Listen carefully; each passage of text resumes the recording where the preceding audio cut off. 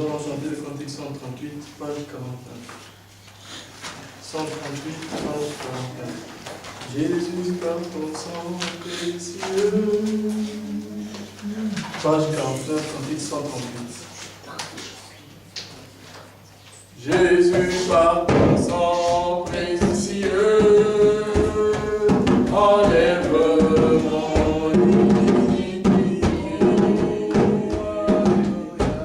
Regarde-moi du haut des cieux, dis-moi que tu vas pardonner. Et l'entends rêver que et j'entends ta voix qui m'appelle. Au pied de ta croix maintenant, tout mon Église et je te rends. Vis dans ton corps, dans tes neiges, dans tes neiges.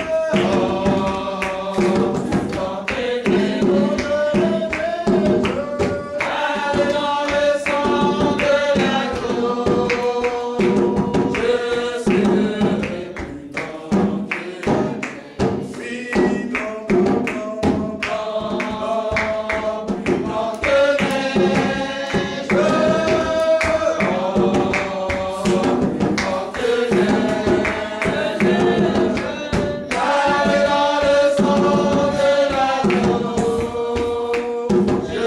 neiges, pour le fardeau de mon péché, le trésor est trop grand pour moi.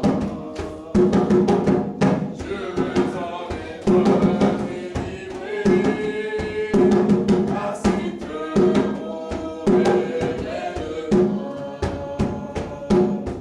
Jésus, viens, sois ma délivrance.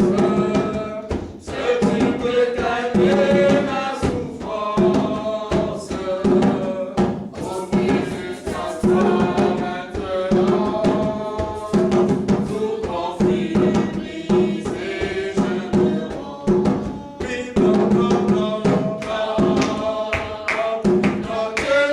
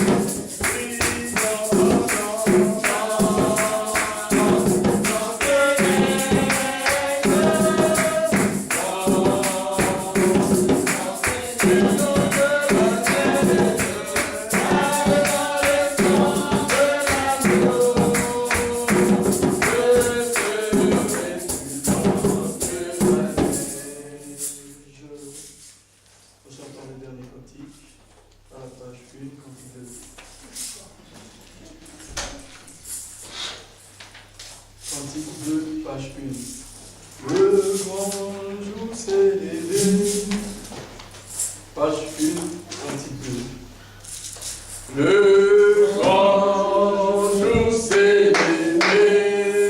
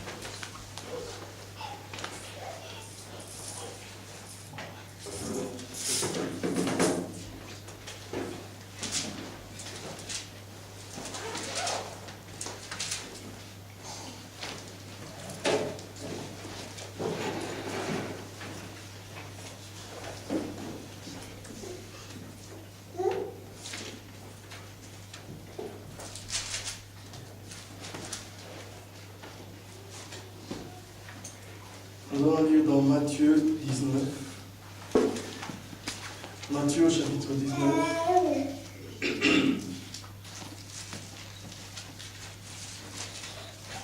Et nous allons lire à partir du verset 16.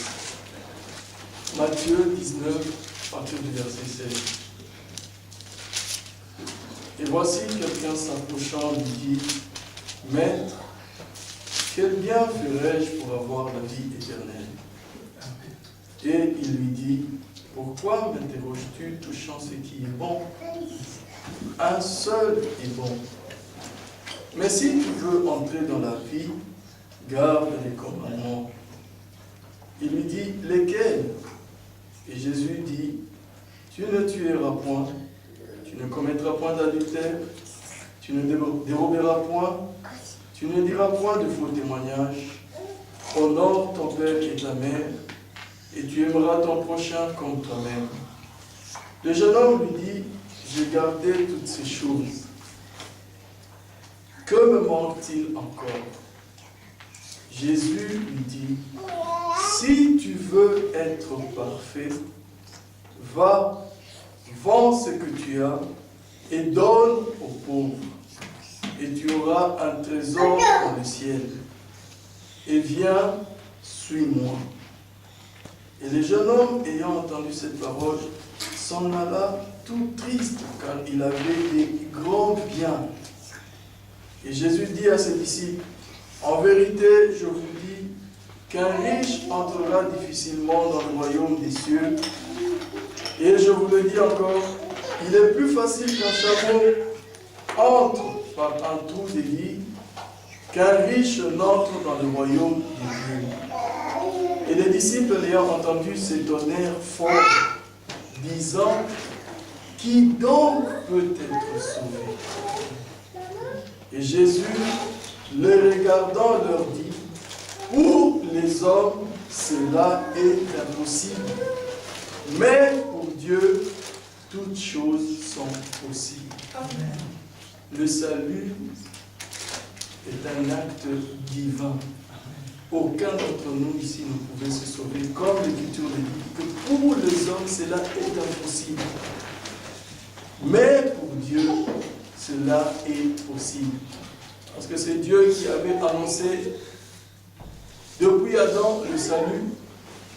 Adam l'avait déjà écouté, qu'une vierge concevra, que la sémence de la femme écrasera la tête du serpent, et que par cela, le salut pourra être rendu possible.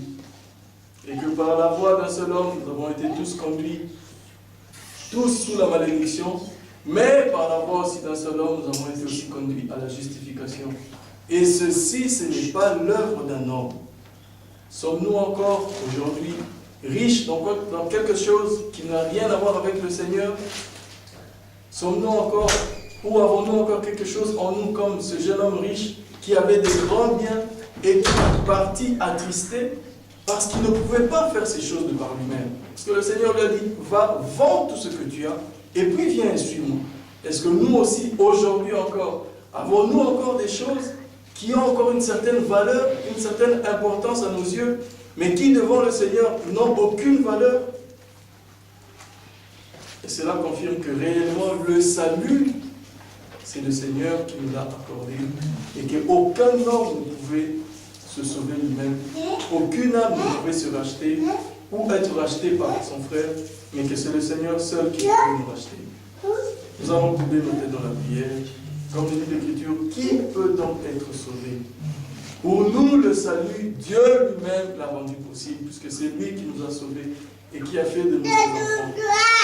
Alors qu'aujourd'hui, que nous puissions encore considérer notre marche avec le Seigneur, pour que nous puissions nous poser la question, avons-nous encore des choses que nous traînons avec nous, qui n'ont rien à voir avec le salut, qui n'ont rien à voir avec la marche avec le Seigneur?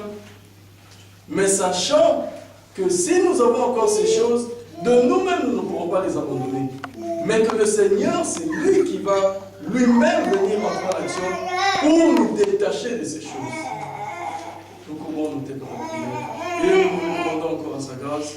Nous demandons qu'il nous parle encore ce soir, qu'il nous rende encore attentifs à sa parole. Il avait dit que je m'en vais, mais je ne vous laisserai pas orphelins, mais je vous enverrai le Saint-Esprit. Il nous a envoyé le Saint-Esprit, et le Saint-Esprit est au milieu de nous. Lèvons tous nos voix et prions le Seigneur. Bien-aimé Père très saint, c'est que nous pouvons venir à toi à vide, dans l'espérance que nous rentrerons auprès de toi remplis. Fais-le encore, Seigneur, ce soir. Qu'il te plaise, ô Dieu, que tu puisses encore nous témoigner de ton amour ce soir, que tu puisses encore nous montrer que le salut est un acte divin. Du début à la fin, c'est toi qui es à l'œuvre. Et que nous n'avons qu'une seule chose, c'est de croire et de venir nous abandonner entre tes saintes mains et de nous laisser conduire par ton esprit. Et que nous puissions accepter, Seigneur, que ta volonté puisse se faire dans notre vie. Que nous puissions rechercher premièrement les choses d'en haut. Et que ceux qui sont sur les choses de la terre, toi-même, tu nous les accorderas par-dessus tout. Donne-nous, Seigneur, de vivre ces choses. Nous les connaissons, Seigneur, nous ne pouvons pas les mettre en pratique de par nous-mêmes, mais tu avais promis que dans cette nouvelle alliance, toi-même, Seigneur, tu entreras en action, tu nous donneras un esprit nouveau, et toi-même tu viendras pour nous rendre capables de mettre ta parole en pratique. Oh Dieu, qu'il te plaise encore, que tu nous rendes déjà capables ce soir d'écouter ta parole, et que tu nous rendes encore capables, Seigneur, dans la suite et dans la continuité de la marche avec toi, de marcher dans tes commandements, de garder tes commandements. En cela, notre amour sera parfait. Et c'est toi qui vas le rendre parfait, Seigneur. Sois loué encore ce soir, sois glorifié. Et Seigneur, conduis, Seigneur, maintenant, ôte toutes les paroles qui viennent de l'intelligence de l'homme, mais que par ta grâce, tu puisses placer seulement ce qui est poussé et insufflé par ton esprit. C'est que ton esprit met dans la bouche de ton serviteur pour que nous puissions être encore enseignés. Et Seigneur, c'est connu par toi ce soir. Sois loué, sois glorifié, Seigneur. Au nom de Jésus-Christ, nous te l'avons ainsi demandé. Amen. Amen. Nous pouvons nous asseoir.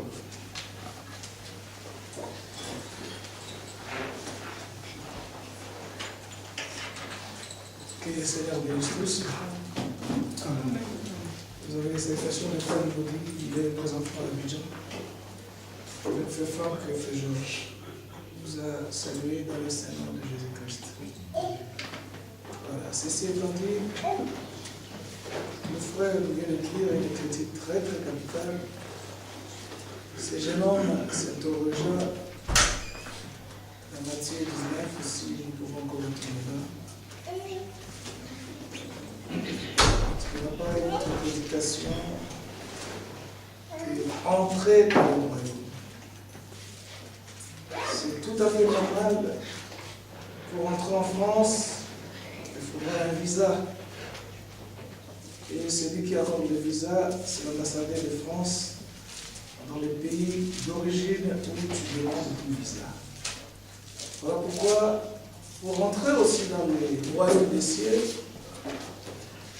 ce n'est pas d'emblée comme ça, tu viens, tu rentres. Il y a aussi des conditions, voilà pourquoi cet homme dans Matthieu 19, si je veux pas le lire. Matthieu 19, à partir du verset 16. Regardez bien. Voici un homme s'approcha, verset 16. Voici un homme s'approcha et dit à Jésus, Jésus qui est le maître, il dit, que dois-je faire de bon pour avoir la vie éternelle? Qu'est-ce que je dois faire de bon pour avoir la vie éternelle? Il lui dit, pourquoi m'interroges-tu sur ce qui est bon? Un seul est bon. Amen. Amen. Si tu veux entrer dans la vie, il s'agit de la vie éternelle, dans le royaume, observe les commandements. Il pose la question, lesquels?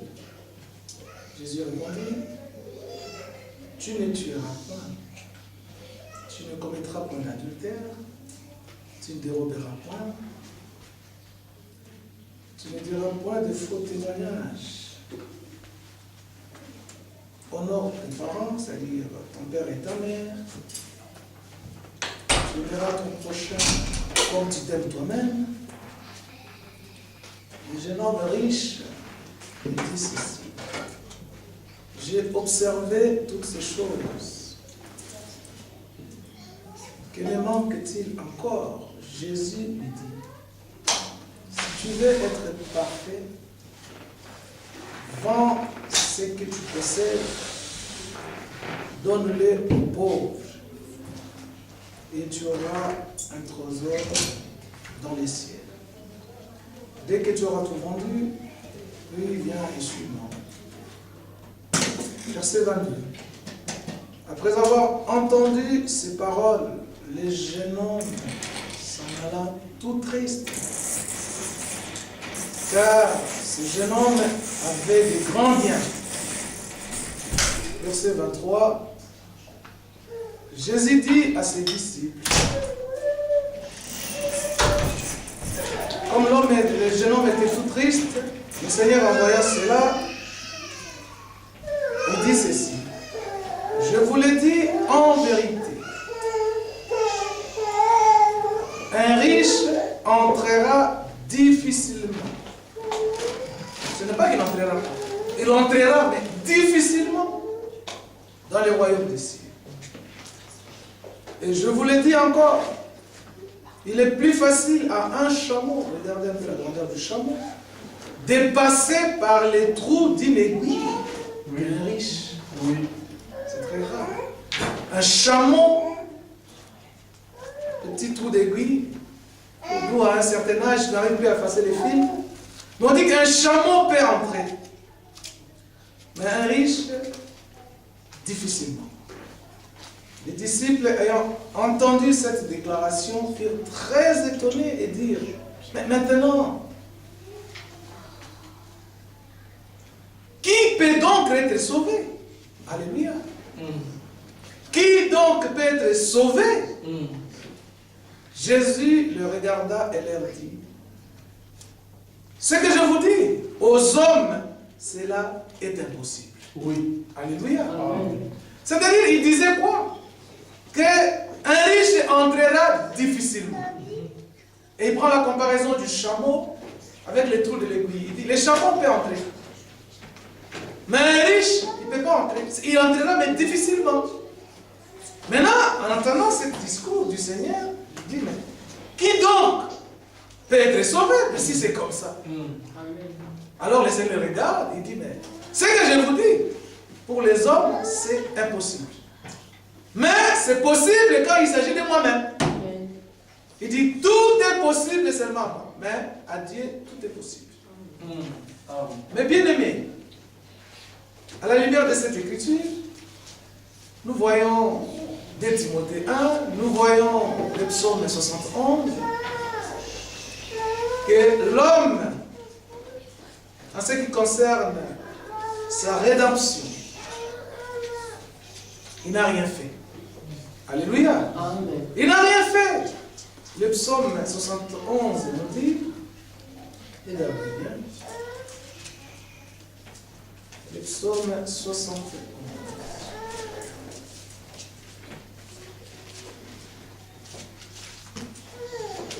Prenons avant tout le psaume 49. Le psaume 49, c'est toujours par rapport au rachat, c'est-à-dire que la rédemption. Parce que lorsqu'on parle du sauveur, en face du sauveur, il y a des sauvés. Lorsqu'on parle du rédempteur, en face, il y a des rachetés. Donc, les deux marches des pères, c'est ensemble. Donc, on ne peut sauver que quelque chose qui était perdu, et maintenant, il fallait le récupérer. Regardez bien dans le psaume 49, paragraphe 10, verset 5. Je prête l'oreille aux sentences qui me sont inspirées. J'ouvre mon chant au son de la harpe. Verset 6. Pourquoi craindrais-je au jour du malheur? Lorsque l'iniquité de mes... Pourquoi moi je dois craindre au jour du malheur lorsque l'iniquité de mes adversaires m'enveloppe? Verset 7. Ils ont confiance en leur bien. Tu vois? Ils ont beaucoup de biens, comme les jeunes hommes riches là, que nous avons lu dans Matthieu 19. Ils ont confiance en leur bien. Et se glorifient de leur grande richesse. Nous voyons, quand quelqu'un a déjà 3 maisons au pays, il dit, moi en tout cas, c'est assuré. Mais c'est triste. C'est triste sur cette terre-là. C'est triste. Lorsque tu vois un riche faire des déclarations comme ça, il faut prier pour lui, c'est pitié. Ou même celui qui n'est pas riche, mais qui a 3 maisons déjà, où il a 4 jeeps, il a une vie aisée, qui commence à dire, moi, c'est triste. Ils ont confiance en leurs biens et ils se glorifient de leurs grandes, c'est même pas des richesses, des grandes richesses, hein, des milliards et des milliards. Comment ça veut dire moi?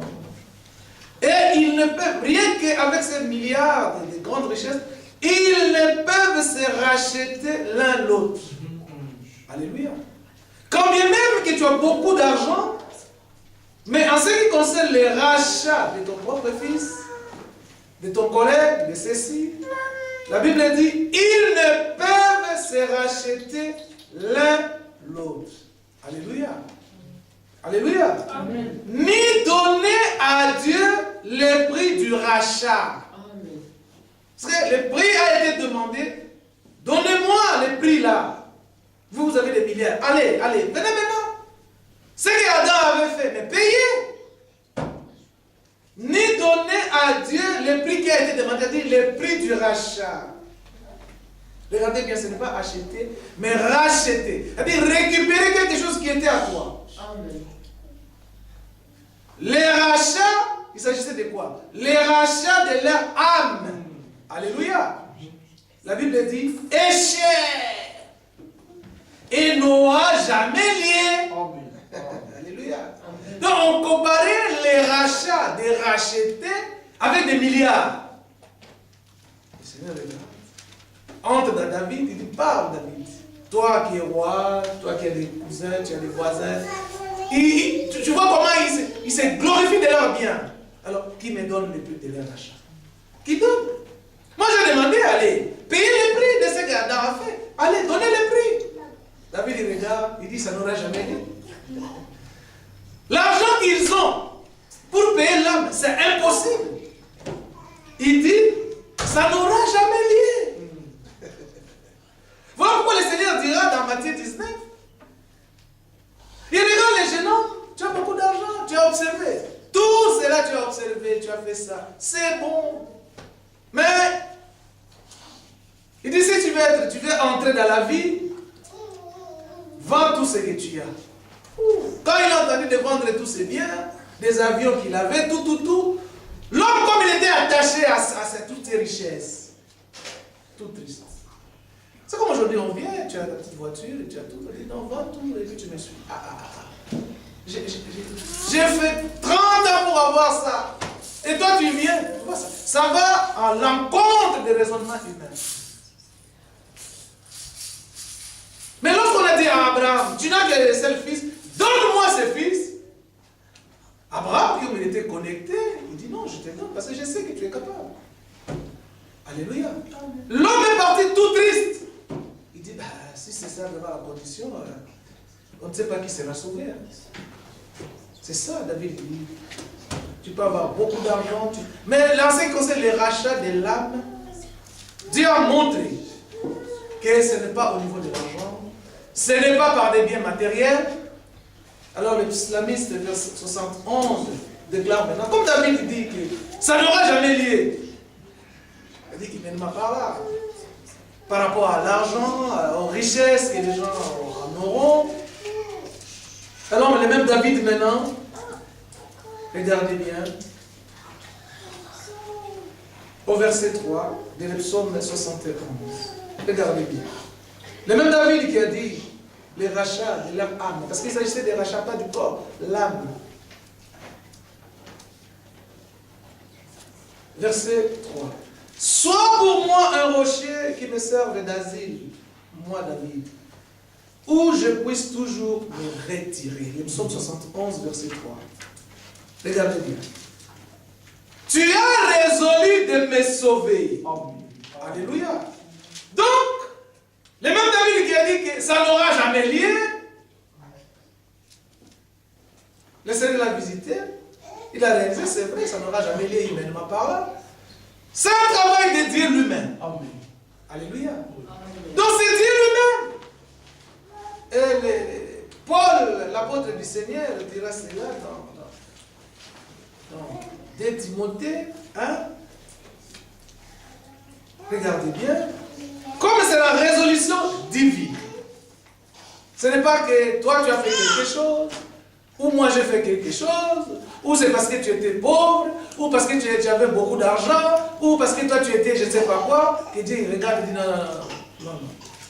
Paul maintenant, lorsque David écrit, lui vient maintenant écrire 2 Timothée 1er à partir du verset 8. Hein, toi tu n'as pas ta Bible aujourd'hui? Toujours. Il y a une Bible derrière là. Va prendre mon frère. On n'a pas vu la Bible. Alors, regardez bien à partir du verset 8. N'aie point donc honte, Timothée, du témoignage à rendre à notre Seigneur, ni de moi, son prisonnier Paul. Mais Timothée souffre avec moi pour l'évangile par la puissance de Dieu. Verset 9. Dieu nous a sauvés. Alléluia. Nous venons de lire dans le psaume 71, David dit, tu as résolu de me sauver. Donc c'est une résolution de Dieu. Ce n'est pas que toi tu as demandé quelque chose, mais c'est lui-même, il a résolu de te sauver.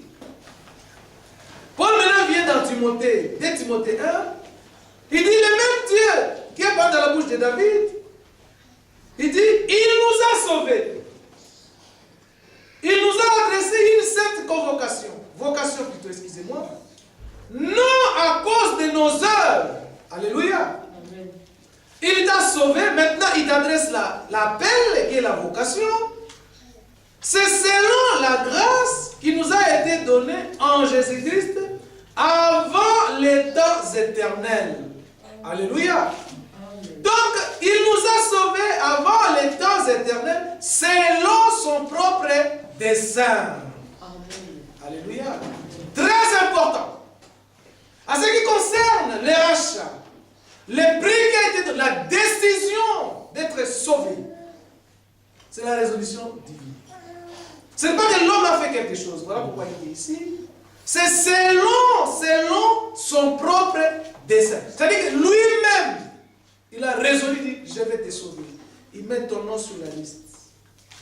Et la Bible précise, c'était avant les temps éternels. Amen. Alléluia. C'est avant même les commencements. Dans l'éternité. Et maintenant, c'est Dieu-là qui t'a sauvé.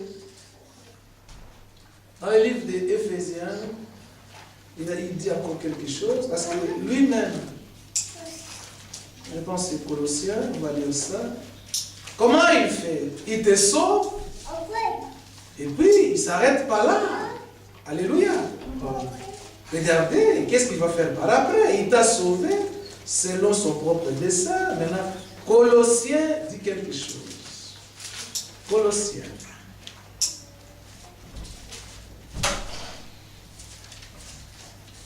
Un livre de Colossiens, voilà. Je pense que c'est 3. Attendez, je trouve le verset. Non, c'est Éphésiens 3. Éphésiens 3.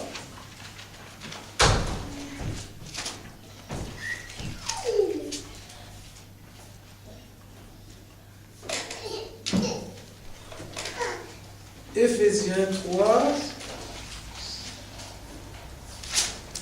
Attendez, je vais trouver Colossiens lui parle plus clairement. On va trouver le verset.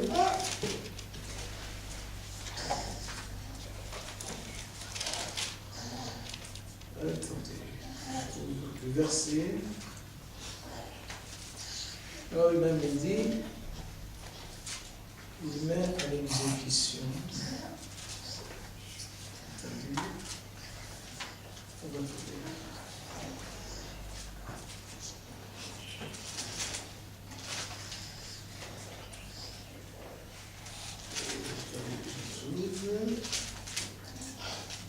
C'est toujours après Éphésiens. Je voudrais trouver ce verset-là.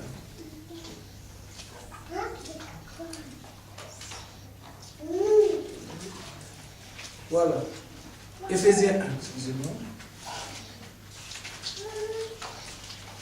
C'est Dieu-là qui a résolu de te sauver. Regardez notre déclaration. Verset 11.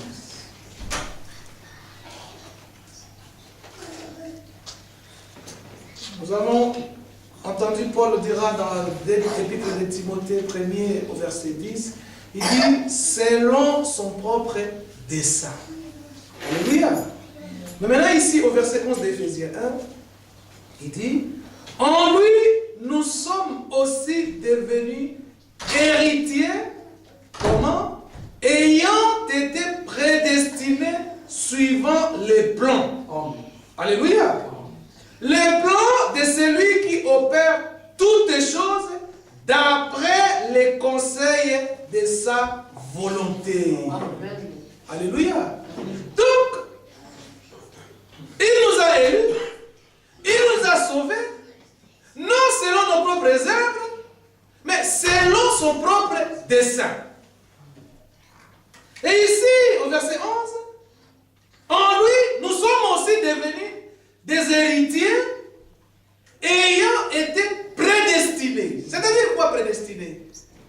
Il t'a élu, mais maintenant il te prédestine. Hein, comme on dit à Lingala, abongistio yambo. C'est-à-dire que pour atteindre un but, ayant été prédestiné suivant les plans que lui-même avait conçus d'avance, la Bible dit, les plans de celui qui opère toutes les choses selon les conseils de son propre dessein. Amen. Alléluia. Donc il nous a sauvés selon son propre dessein. Il nous prédestine. Ça ne peut pas rater. Suivant les plans. Or c'est lui aussi qui opère toutes les choses qui se trouvent dans les plans.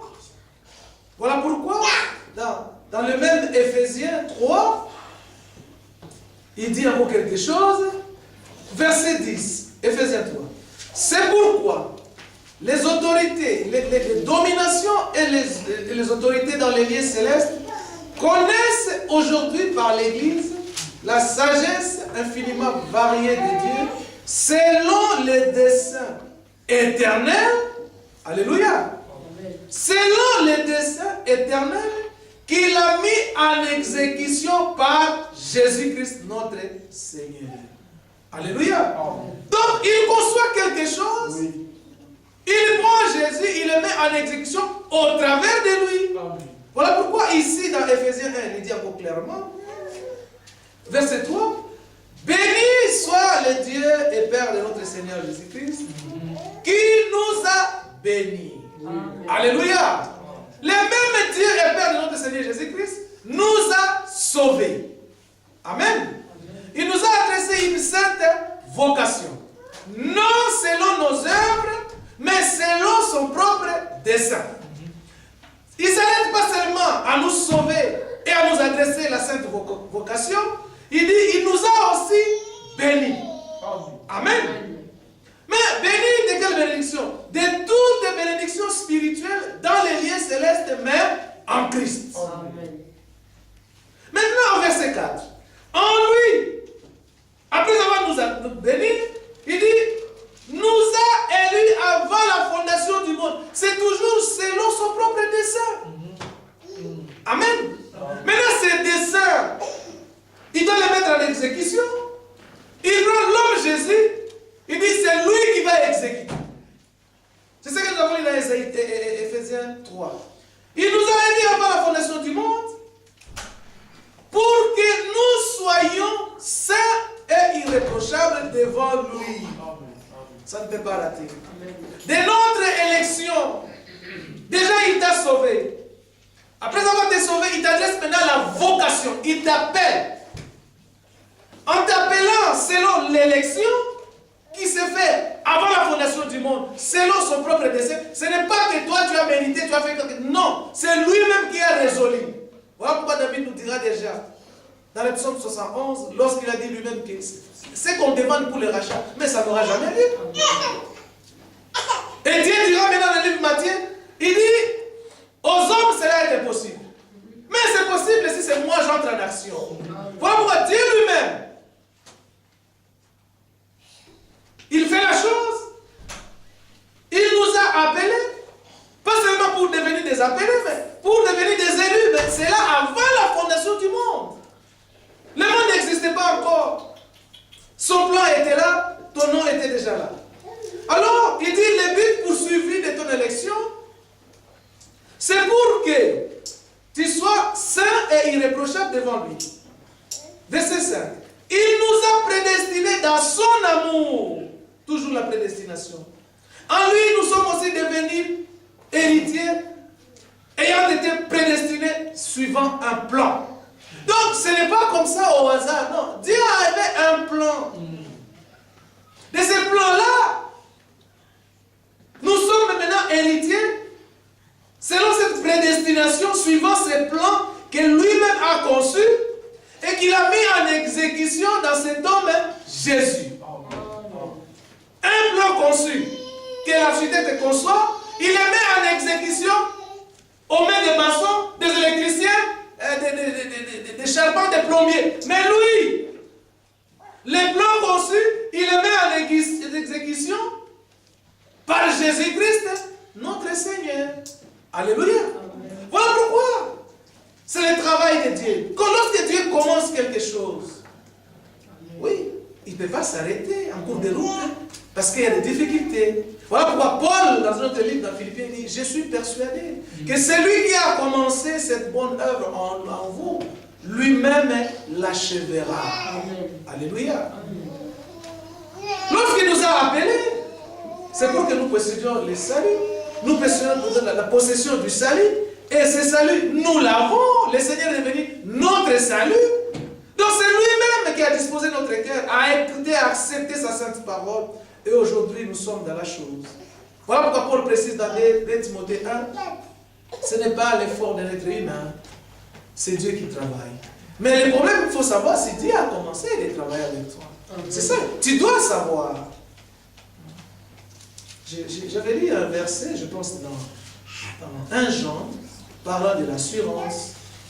Regardez bien, je pense dans 1 Jean 3. Ça, nous devons le savoir, mes bien-aimés. Ce verset très capital que nous venons de lire, concernant notre rédemption, nous devons savoir que c'était l'affaire du Seigneur lui-même, suivant son plan. Nous sommes dans 1 Jean, je crois, 4. J'aimerais vraiment que tous puissions là dans ce verset pour voir. Parce qu'il y a beaucoup qui disent j'ai l'assurance, j'ai l'assurance. Mais d'où vient cette assurance? C'est ça. La Bible a tellement mis des petits détails dedans, mais il faut le voir, il faut déceler ces petits détails pour comprendre. Verset 16.